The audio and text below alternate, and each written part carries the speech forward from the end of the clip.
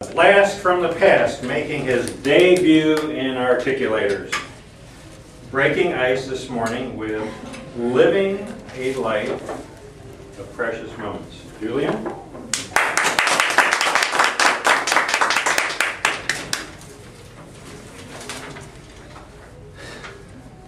Precious moments. Life with no regrets. Have you ever thought about the precious moments in your life? You know, those moments that give life purpose and meaning.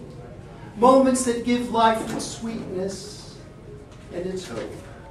Precious moments are life's spiritual treasures that if we fail to grab them with all our heart, they go away.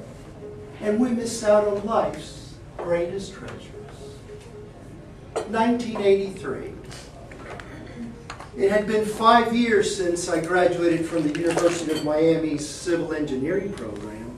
2 years before, a long-term meaningful relationship had come to an end, leaving me emotionally drained. So I buried myself in my work during the day and an MBA program by night.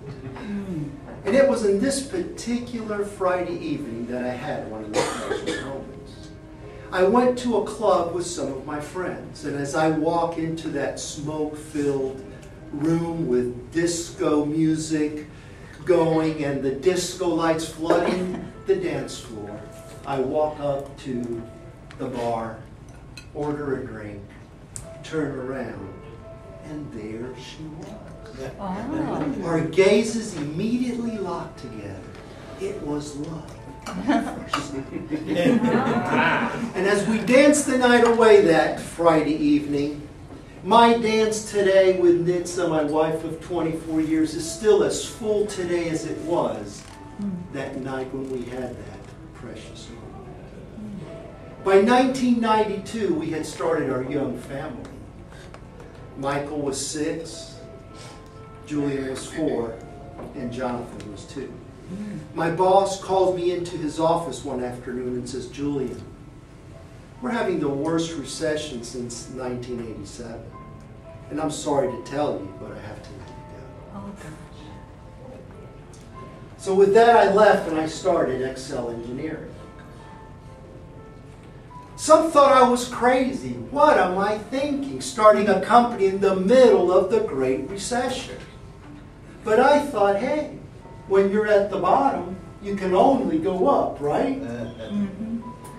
For the next 2 years, I had a plethora of precious moments. Because you see, I started the company out of my house. And for the next 2 years, as I did business out of my house, I got to spend a lot of time with my children and my family. I saw them when they woke up. I saw them when they went to sleep. So that time was just a plethora of precious moments. And as business got better, we leased an office space and hired employees.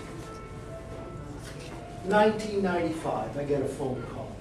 "Julian, your dad just had a heart attack and he's not doing very well. And you need to come to Miami right away." So I rushed to Miami and my in-laws picked me up at the airport, rushed me to the hospital.